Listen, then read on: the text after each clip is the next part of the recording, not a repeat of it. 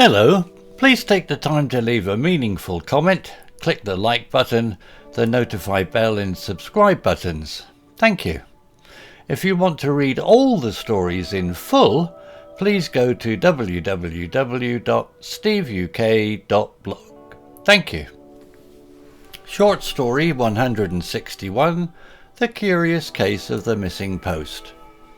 Maria loved her morning routine. Each day she'd wake up to the chirping of birds outside her window, make a strong cup of coffee, and head out to check her mailbox.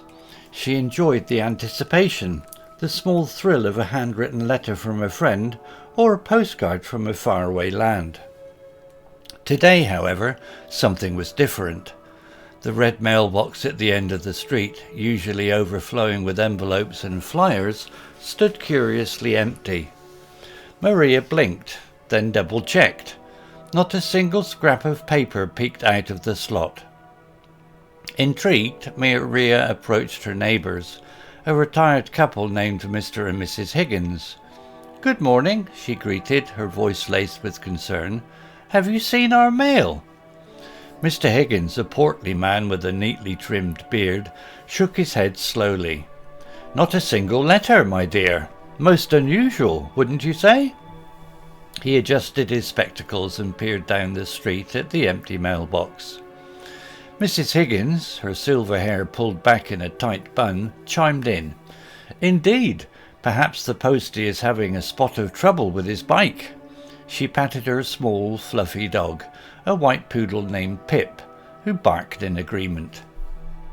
The thought sparked curiosity in Maria.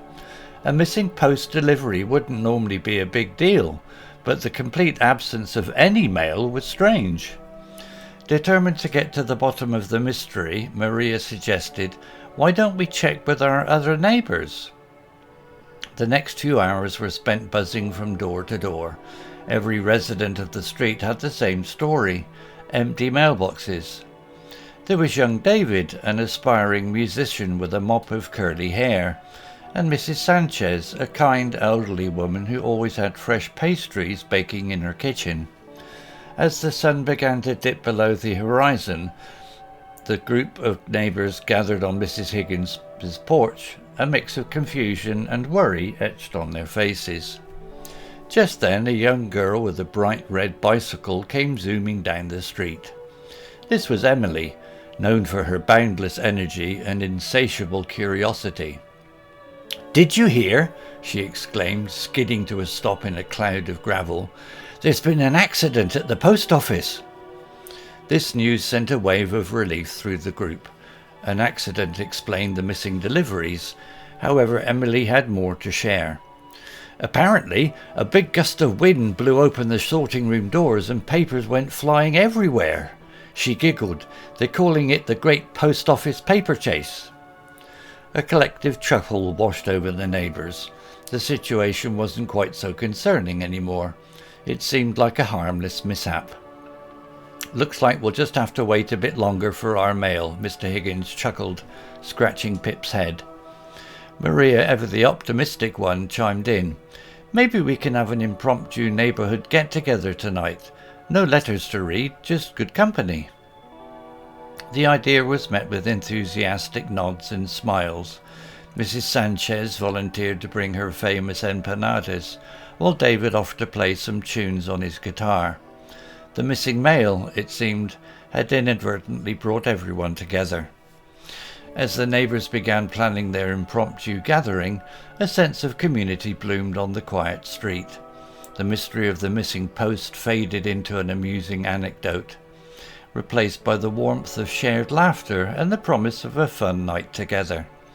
The chirping of crickets replaced the usual clatter of mailboxes, and under the warm glow of fairy lights strung across Mrs. Higgins's porch, a new tradition was born: neighbourly gatherings sparked by the curious case of the missing post. Vocabulary notes: chirping, verb, the high-pitched sound that small birds make. Anticipation, noun, the feeling of excitement or eagerness about something that is going to happen. Thrill, noun, a feeling of excitement or pleasure. Intrigued, adjective. Interested in something in a way that makes you want to know more about it. Portly, adjective. Slightly fat. Spectacles, noun. Another word for glasses. Fluffy, adjective. Soft and covered in thick hair or fur. Barks, verb. The short, loud sound a dog makes. Buzzing, verb. Moving quickly and busily from one place to another. Mop, noun. A thick bunch of hair or wool attached to a long handle used for cleaning floors. Elderly, adjective. Old. Horizon, noun. The line where the sky and the earth seem to meet. Relief, noun.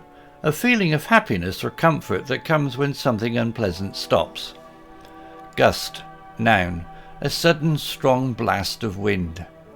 Sorting room, noun. A room in a post office where mail is sorted and separated for delivery. Harmless, adjective. Not causing any injury or damage.